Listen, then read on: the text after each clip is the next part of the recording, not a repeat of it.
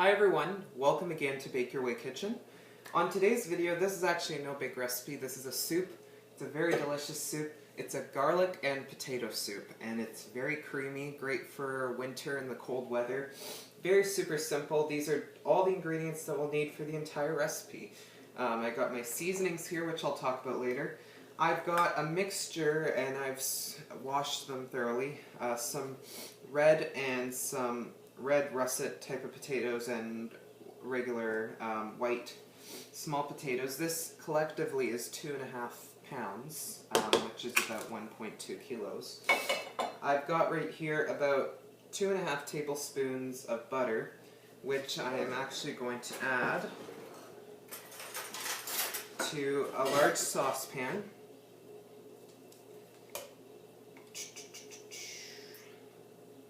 There we go.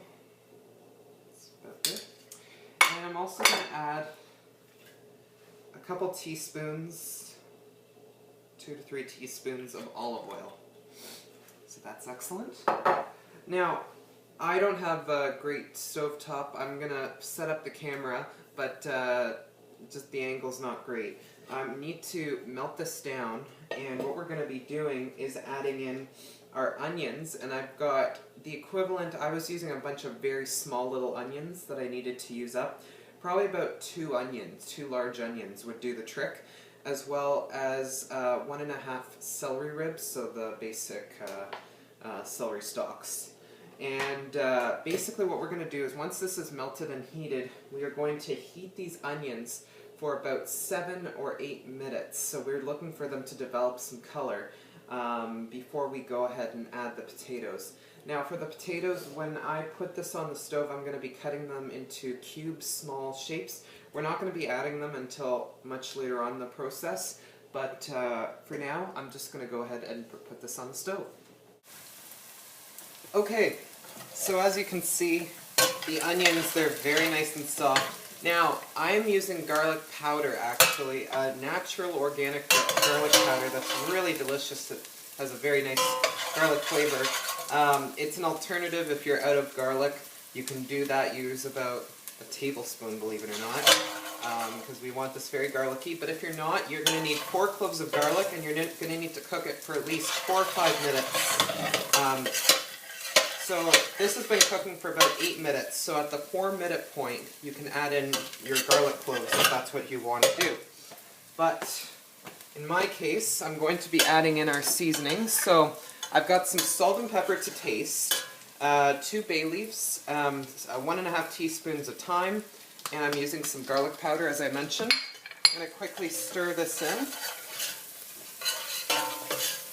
in with these vegetables. It just smells incredible in here. I'll just show you. You can see they've developed so much color. Very nice. And there's not too much burning because I've been keeping watch. I've been stirring constantly. Now we're going to need 7 cups of stock. Now I would highly recommend chicken stock. You could use veggie stock. Definitely do not use beef stock for this. So I'm using 1 liter. Sorry, I'm using 1 liter, which is about 946 milliliters in this case. This is a 946 milliliter, about 4 cups. We're going to need about 6 or 7. It really depends on how thick you want your soup. So I'm just adding this in. This is a low sodium. You can do regular sodium, but just keep in mind you might want to adjust the salt. I find with soup, the salt is very much to taste. It really depends if you use salted butter. If you're using, depending on the spices you use, if there's already salt added. So there's a lot of factors. I am using about half a container of this regular sized chicken broth.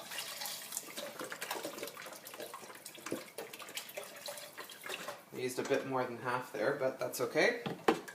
So now we want to give this a stir.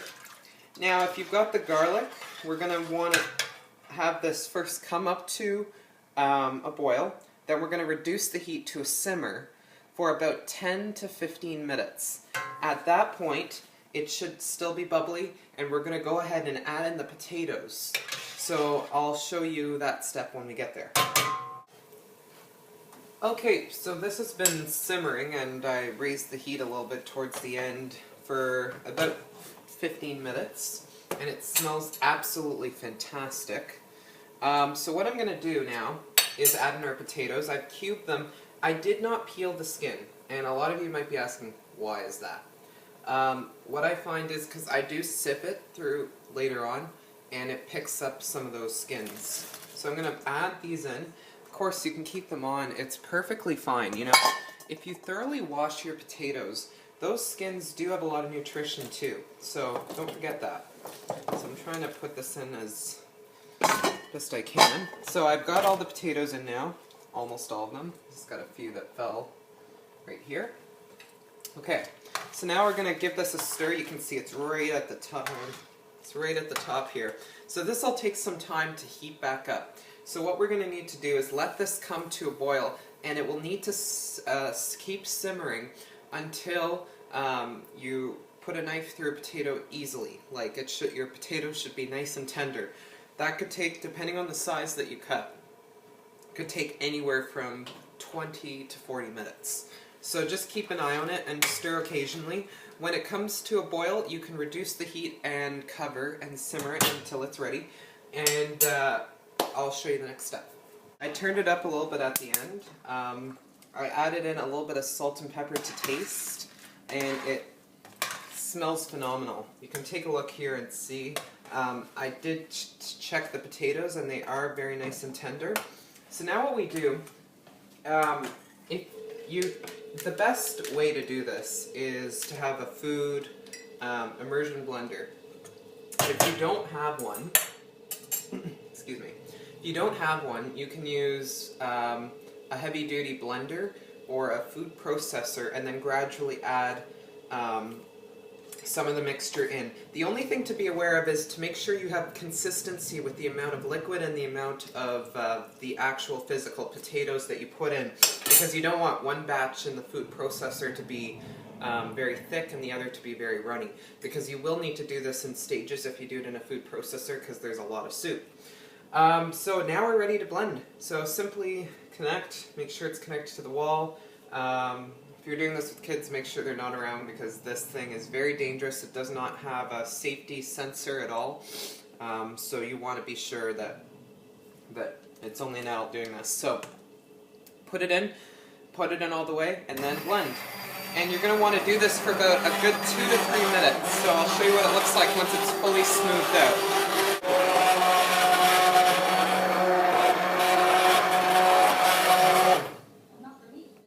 Excellent. You can take a look here. It looks phenomenal.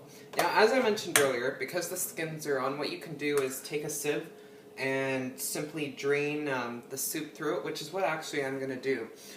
So before we do that, or actually, no, we're going to do that first. So I'm going to go over to the countertop to just, I'm first going to need to get another bowl and get something to pass it through. So if you just give me one moment, sifter here that we can use. Hopefully that will stay put. And simply start pouring it through.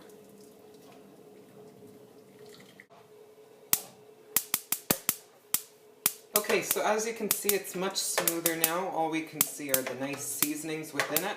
The only thing missing is some cream. I got half a cup of cream. You could add a little more, a little less, or you can leave it out altogether. This will just make the soup even more nice and velvety, nice and smooth. Sorry for the ticking noise. It does that on and off sometimes. So we have a nice creamy soup here. I'm going to serve it up, but first of all, I'll take a taste.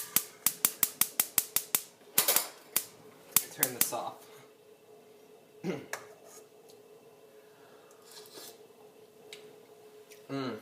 It's a very, very tasty soup.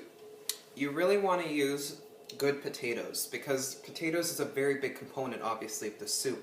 So using some local potatoes are great for this. It absolutely tastes incredible.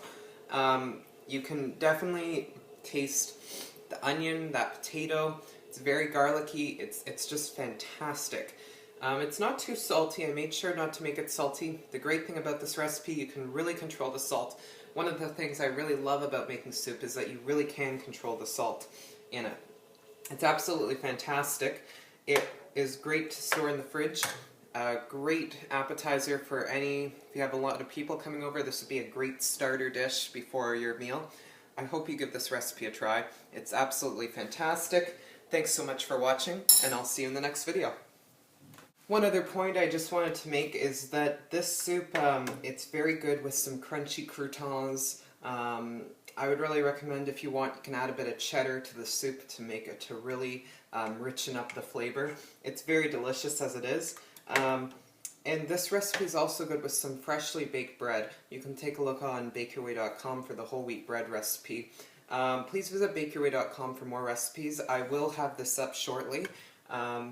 And please let me know what you think down below in the comments. Thanks again.